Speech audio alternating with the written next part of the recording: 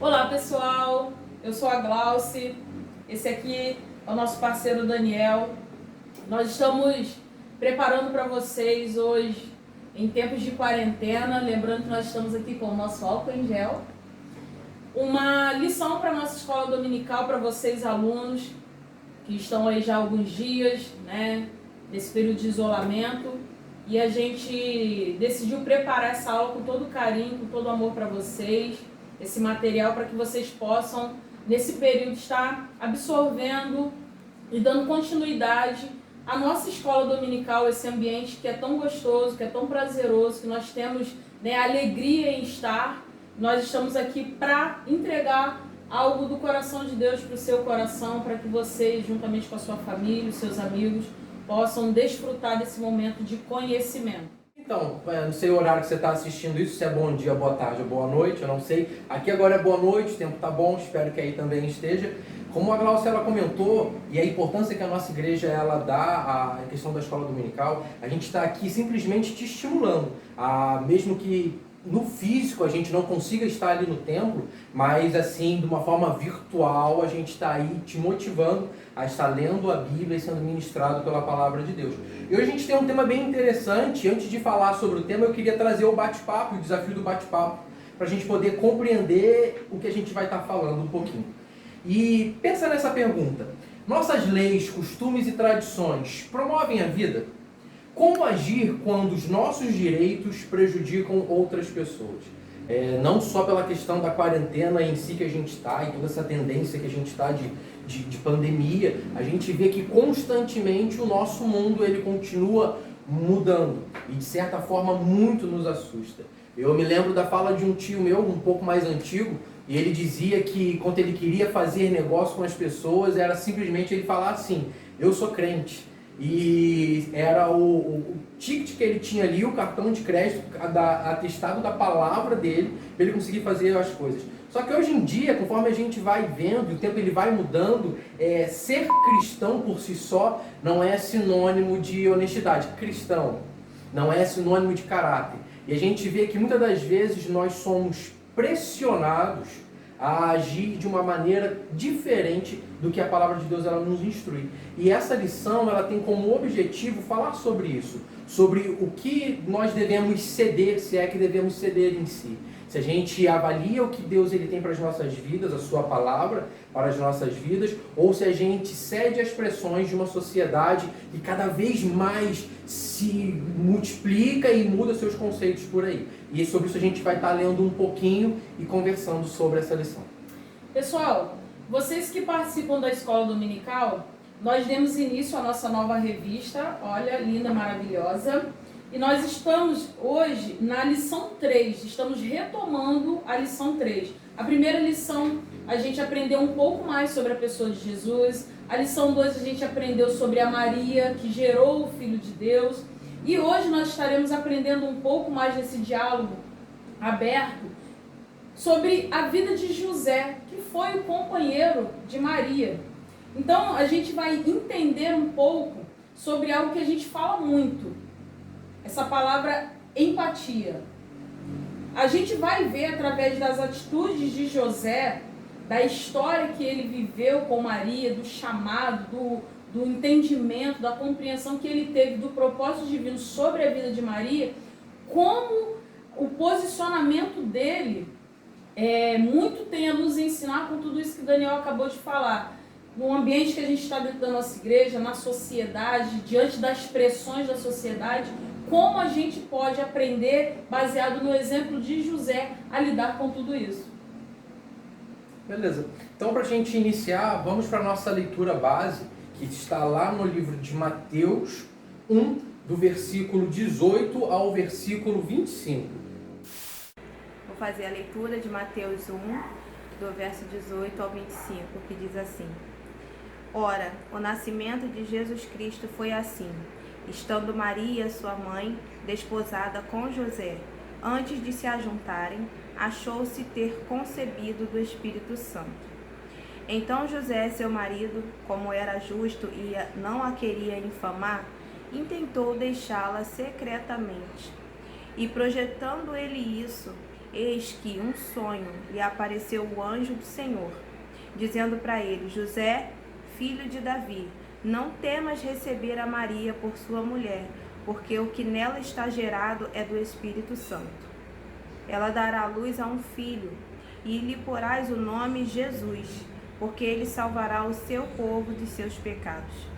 Tudo isso aconteceu para que se cumprisse o que foi dito da parte do Senhor pelo profeta, que diz: Eis que a virgem conceberá e dará à luz a um filho, e ele será chamado pelo nome Emanuel. Emanuel, que traduzido quer dizer Deus conosco. E José, despertando do sonho, fez como o anjo do Senhor lhe ordenara e recebeu a sua mulher, e não a conheceu até que deu à luz seu filho, o primogênito, e pôs-lhe o nome de Jesus. Amém. Por muito ouvir a história de Jesus, acaba que muitas das vezes a gente desvaloriza pequenos detalhes que são cruciais e muito importantes e nos leva a uma profundidade muito maior sobre o que a palavra do Senhor ela quer nos ensinar. Trazendo aí um paralelo do que estava acontecendo, a gente tem dois noivos nessa história e de repente a noiva aparece grávida. E para a nossa sociedade hoje isso já é uma situação desagradável. Quanto à questão da gravidez antes do casamento, ainda mais quanto à gravidez antes do casamento, e o noivo não é o responsável pela gravidez da noiva. Então já é algo bem constrangedor, algo bem desagradável no nosso tempo. E agora a gente parar e pensar isso aí há 2000 e tantos anos atrás, a gente vai ver que isso toma uma proporção ainda muito, mas muito maior. O que acontecia ali naquela situação? Os casamentos, diferente de hoje em dia, eles aconteciam muitas das vezes por um acordo, como é que eu posso colocar? Aquela questão antiga de dote, né? Você já escolhe ali sobre as famílias, e geralmente um ano antes deles estarem juntos... Prometido e prometido, né? Eles se casavam, mais ou menos, se não me engano, um ano antes eles se casavam, e nessa reta final, né, já desse acordo, já a expectativa do casamento, para José ele tem essa, não vou dizer triste, pois não é triste, mas ele tem essa ilustre surpresa. Sua esposa, ela está grávida. E para a gente até se amparar um pouco nos conceitos antigos, né, sobre qual a visão do casamento e sobre essa questão da sexualidade em si, sobre antes ou depois, aí eu queria te convidar, por favor, a abrir a sua Bíblia em Deuteronômio 22. A gente vai ler do versículo 13 ao versículo 21. Só para você se atentar como era visto a situação em que José estava passando junto a Maria. Diz assim, Deuteronômio 22, do 13 ao 21. Se um homem casar com uma jovem e depois de ter tido relações com ela, rejeitá-la e difamá-la dizendo: casei com essa moça, mas descobri que ela não era virgem. E o pai e a mãe da moça apresentarão aos juízes à entrada da cidade a prova da virgindade da filha. O pai da moça dirá aos oficiais: dei a minha filha em casamento a este homem, mas agora ele está a rejeitando. Ele também a difamou e disse: descobri que a sua filha não era virgem. Entretanto, aqui está a prova da virgindade da filha. Então os pais estenderão a roupa dela diante dos oficiais da cidade. Ou seja, para a gente poder se atentar como é que acontecia isso aí, logo após a relação sexual, se houvesse essa questão da difamação, pois o cara constatou ali ou deduziu que a sua esposa não era virgem, a prova ela estaria nos lençóis da cama, talvez estaria ali uma mancha de sangue, talvez do rompimento do ímen. Isso. Nossa, isso aí foi agora... Enfim, a consumação a constatação dos pais para poder defender a filha era talvez ali a mancha de sangue que constatava, o único jeito de se constatar naquele tempo, sem os recursos tecnológicos, sem a câmera escondida, era pegar o lençol e ver ali a mancha de sangue. Se por um acaso o marido ali, ele após as relações, ele falasse que ela não era virgem e os pais mostrassem ali a contraprova, olha o que ia acontecer com esse rapaz aqui. No versículo 18, eles castigarão aquele homem, imporão uma pesada multa de 100 peças de prata, e o dinheiro da multa será dado ao pai da moça. pois aquele homem acusou falsamente uma virgem de Israel, e ele não poderá obter o divórcio enquanto viver. E isso aí é bem interessante. Nessa própria questão de divórcio e casamento, a Bíblia ela tem uma linguagem bem interessante sobre isso. Olha o que aconteceria se fosse o oposto. Se, porém, for verdade a acusação de que a menina não era mais virgem quando se casou, então ela será levada à porta da casa do seu pai, e ali os homens da cidade a apedrejarão, até que ela morra. Ela manchou Israel, agindo como prostituta quando morava na casa de seu pai.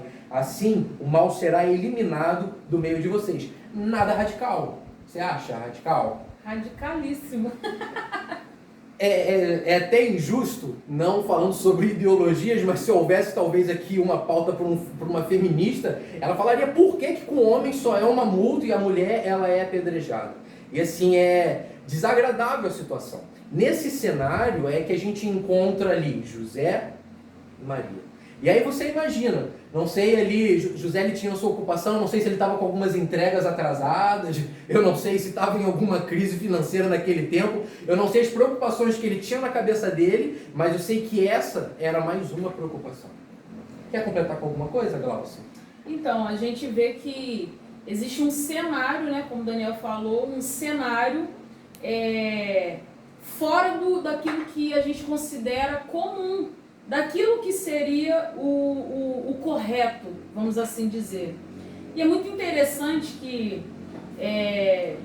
dentro desse paralelo, né, existe um paradoxo, vamos assim dizer, que nos faz pensar, nos gera uma reflexão de que Jesus, ele não até para ele nascer, protocolos, né, vamos dizer assim, são quebrados, não anulados, mas sai do estereótipo daquela condição do controle humano.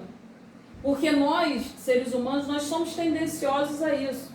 Por que as pessoas hoje elas têm uma tendência a sofrer de depressão, ansiedade, síndrome do pânico e tantas outras doenças que surtem nas nossas emoções? Porque a gente pensa, a gente tenta controlar todas as coisas.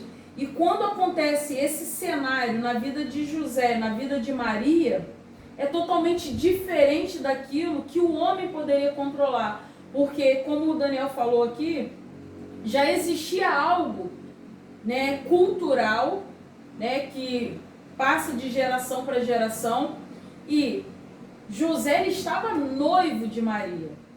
Ou seja, já havia uma preparação para as futuras bodas que iriam acontecer. E nesse momento, a gente entende, nos nossos dias de hoje, que é como se a etapa estava sendo quebrada, queimada. E como é que José vai lidar com isso? Porque na cabeça dele, e aí a gente vê uma primeira coisa que nos chama a atenção é que, a partir do momento que eles estão noivos, eles estão se preparando para um matrimônio. E aí, de repente, ele descobre que Maria está grávida. E aí? Peraí, não foi eu que fiz. Quem fez? É que já veio assim? Será que, né? Peraí, que negócio é esse? Deixa eu entender aí, porque uma etapa foi pulada e eu não estou sabendo. E aí José ele está diante de um grande desafio, né? E um desafio enorme.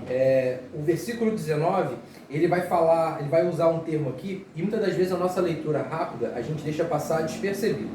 O 19 de Mateus 1 vai dizer assim: então José, seu noivo, sendo homem justo, decidiu romper o noivado, mas em segredo, porque não queria desonrar Maria publicamente.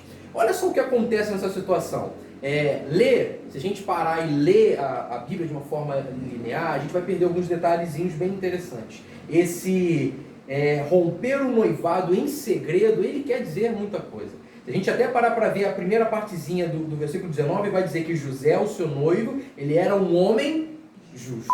E isso é bacana. E a gente começa a entender, a Glaucio falava e eu pensava assim, olha que interessante, né? Para a gente permitir que Jesus esteja na nossa vida, José permitir que Jesus esteja na vida dele, ele precisou renunciar, ele precisou ali abdicar de um monte de, talvez, de teorias, de conceitos, de regras que ele tinha para permitir que o Senhor literalmente vivesse ali na vida dele, participasse da vida dele. Só uma colocação, permite, essa fala do Daniel nos permite dar uma viajada. José era um homem à frente do seu tempo, não é? O cara assim, evoluído. Peraí, o cara é estrategista também. Então assim, a pensar naquele tempo em que eles viviam, olha a mentalidade de José, um homem à frente do seu tempo. E aí, como a palavra diz aqui, um homem justo. Então a gente entende que os preceitos, né, de alguém que seja justo é realmente alguém que tem a presença de Deus. E aí consegue sim ter essa renovação de mente que lá na frente Paulo vai falar. Um homem que é justo, uma mulher que é justo, uma pessoa que ela tem a presença de Deus, ela consegue constantemente se renovar, se reinventar e andar assim alguns passos à frente do seu tempo. Eu acho que ainda posso acrescentar ainda mais um adjetivo, que além de ser justo, ele foi um grande cavaleiro. E o interessante é a gente pegar esse detalhe, quando José ele pensa em romper o noivado secretamente, o que acontece ali na volta da vida dele, dos familiares que estavam próximos, ali seria uma reviravolta, porque quando ele rompe secretamente, ele automaticamente está rejeitando uma esposa, automaticamente a culpa seria dele, talvez seria ele o acusado de traição ou de alguma outra coisa, ele seria o responsável talvez por pagar alguma coisa, já que ele tinha um vínculo e depois ele resolve ali romper, ele se responsabiliza por toda essa situação para que de forma alguma Maria fosse difamada como uma mulher que teve relações com outras pessoas, assim no entendimento humano que José tinha naquele tempo. Então José, ele olha aquela situação, talvez baseado até numa fragilidade, eu vou entender Maria, não de uma forma frágil, mas nesse contexto uma mulher completamente temente a Deus, porque aceitar a situação, a condição. E assim, muitas das vezes, Deus ele nos chama, Deus ele nos levanta, mas um monte de situações da nossa vida nos impede de caminhar com Deus. É aquele lance do você evangelizar no colégio, que às vezes o colega teu ele não quer dar uma de crente, porque ele vai perder a popularidade, ele vai deixar de beijar a coleguinha, entendeu? Ele vai deixar de ser aquele cara popular no final da história. E muitas das vezes ele ali negligencia, abandona Jesus por causa de uma questão de estereótipo. Interessante, você falando aqui, as ideias vão fluindo também. Olha como Jesus, antes mesmo de nascer, ele já evidencia nessa história entre José e Maria que o amor é sim entregue e doação. Por quê? Porque Jesus ele ainda iria ser gerado e a gente sabe que Deus ele abriu mão do único filho que ele tinha, ele doou isso para a humanidade. José estava doando o amor da vida dele. Ele estava disposto a abrir mão da mulher da vida dele, da escolha dele, porque Maria foi a escolha de José. Então olha como Jesus, antes mesmo de nascer, já evidencia isso também nessa história. Embora José ali na condição humana, para proteger, né, a Maria, para poupá-la de alguma coisa que ele considerava ali, né, como um ato vergonhoso, como algo que poderia ser humilhante, escandaloso para ela, ele está disposto, como diz aqui no 19, até a romper com esse amor. Né? Muito interessante isso. E para a gente dar continuidade, né, nessa questão, uma versão até um pouco mais romantizada, né, essa questão da gente não, né, José, por si só, ele preservar. Hoje a gente vive numa sociedade que infelizmente a gente ouve alguns bordões como bandido bom é bandido morto. Uma vez eu me recordo que eu ouvi no ambiente da igreja um irmão falando que ele era ex alguma coisa, não sei se era um ex-traficante, não sei o que ele era ex alguma coisa, e um outro irmãozinho atrás ele questionou que não existia ex, que se uma vez você errou, você tá com aquilo ali o resto da vida, e enfim. A gente vive hoje numa sociedade que ela muitas das vezes escolhe por impulso de um momento, ela não pensa muitas das vezes nos danos que aquilo ali pode ocasionar, ela age sem a misericórdia. E aí você vê José sendo completamente misericordioso. Se José fosse ali talvez, não vou dizer nem um homem perverso, mas se José simplesmente quisesse agir com o direito que ele tinha para poder agir, ele poderia permitir que Maria fosse apedrejada no portão dos seus pais. Mas José, ele não preferiu fazer assim. E aí no versículo 20 a gente vê que José é visitado em sonho por um anjo e o anjo conta ali o segredo para ele. E aí, filhão, por favor, segura a onda. Se você é homem de Deus, compreenda uma coisa. Esse Deus que tu fala que tu serve, esse Deus que tu diz que é justo e você também fala que é justo, esse Deus tem um propósito muito grande na sua família. E esse filho que a sua noiva está gerando, esse filho é o Filho de Deus. E aí José, ele aceita, ele pega aquela responsabilidade. E o interessante, né? Fala assim, poxa, Maria foi escolhida e José foi escolhido. Tem até um versículo aqui, deixa eu só me recordar, se eu não me engano, até o 20. Vai dizer assim, ele estava deitado em vigília pensando nisso. Depois dormiu, teve um sonho e viu o anjo do Senhor ao seu lado e disse, José, olha que legal, filho de Davi. José, filho de Davi, não tenha medo de tomar Maria como sua esposa, pois a criança que está no seu ventre foi concebida pelo Espírito Santo. Aí eu queria te convidar, com muito carinho, você abrir a tua Bíblia bonitinha, pode ser o aplicativo do celular, pode ser a versão de papel, que tem aquele cheiro bom, em Salmos 89, versículo 3 e 4.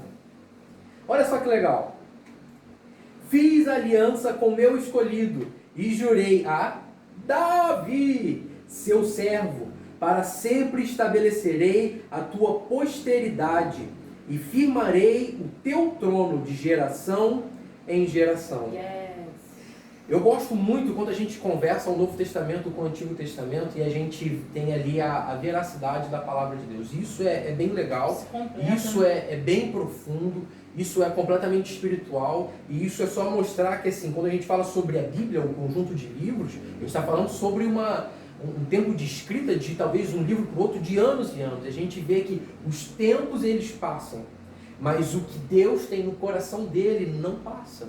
A palavra de Deus ela não passa conforme passa o tempo. O nosso tempo passa. No tempo de José não tinha ali um celular, no meu tempo tem. Eu sei lá o que vai ter no tempo do meu bisneto, mas a palavra de Deus ela vai continuar sendo a mesma. E a palavra de Deus jurada a Davi foi que o trono e sobre a descendência de Davi, então quando eu falo ali sobre filho de Davi, eu não falo literalmente filho, é uma questão de tradução, eu falo sobre descendência de Davi. Então olha o cuidado de Deus. José é escolhido por Deus, porque José ele era da descendência de Davi. Você quer ver? Abre lá, por favor, em Mateus 1, versículo 1. Gente, versículo 1, Mateus 1 vai dizer assim: livro da genealogia de Jesus Cristo, filho de Davi, filho de Abraão. Aí agora você vai lá no versículo 16 do capítulo 1, que vai dizer assim: e Jacó gerou José, marido de Maria, de qual nasceu Jesus, que se chama Messias, o Cristo esperado. E aí a gente vê o complemento da palavra de Deus. É muito bom quando a gente participa ali ativamente de uma escolha divina. Essa situação de José é uma situação muito interessante. Eu não sei o que homens, esses que estão nos ouvindo, ou mulheres, acho que também estão nos ouvindo, eu não sei o que vocês fariam mediante a uma situação dessa. E até lembrando a nossa segunda pergunta, né? Como agir quando os nossos direitos, eles podem prejudicar as pessoas? José, ele prefere agir de uma forma completamente diferente, misericordiosa. José, pela tradução do nome e pelo contexto das suas características, era um homem justo. E ele age com misericórdia. Muito mais do que a gente às vezes vestir uma camisa de justo, é ser verdadeiramente justo. Como a gente falou anteriormente, A gente percebe isso como característica, né, de José. Como o Daniel falou, um homem justo, um homem que usa da empatia, sim, porque ele se coloca, ele tenta se colocar no lugar da sua prometida, daquela que estava para gerar o Emanuel. Uma característica que a gente percebe também em José, né, um temperamento submisso. Alguém que entendeu o propósito divino, e aí ele consegue entender que através das ações dele, ele poderia sim promover a vida daquilo que fazia por parte do plano divino.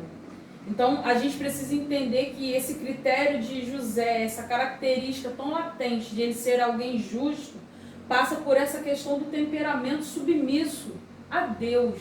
Um homem que temia a Deus, um homem que conhecia as Escrituras, um homem que já tinha professado a sua fé em Deus.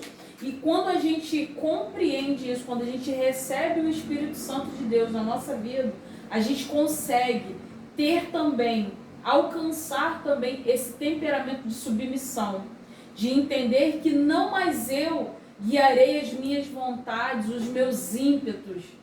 Eu não estarei sendo alguém que direciona, canaliza tudo para aquilo que eu quero, para aquilo que eu desejo, para aquilo que eu almejo. Mas eu passo a entender que primeiro são as coisas de Deus, primeiro é o reino dele, e as outras coisas elas vão vir sendo acrescentadas na minha vida à medida em que eu dou passos de justiça, passos, né, que eu consigo liberar aquilo que... 5 ele vai falar sobre frutos do Espírito, né? E a gente consegue então manifestar isso na nossa vida quando a gente deixa de ser o centro para deixar Deus ser o centro. José, ele trouxe isso, ele entendeu isso na vida dele, com esse temperamento que ele tinha, de ser submisso sim, de transformar aquilo que poderia ser um caos familiar, antes mesmo de existir uma família, em uma solução para aquilo que estava sendo gerado como propósito divino. Isso é bacana. Tem uma partezinha que eu até grifei, e para a gente começar a pensar um pouco na prática, diz assim: José é para nós um modelo de discípulo de Jesus, ao não se guiar por um legalismo que mata, mas por uma justiça que preserva a vida.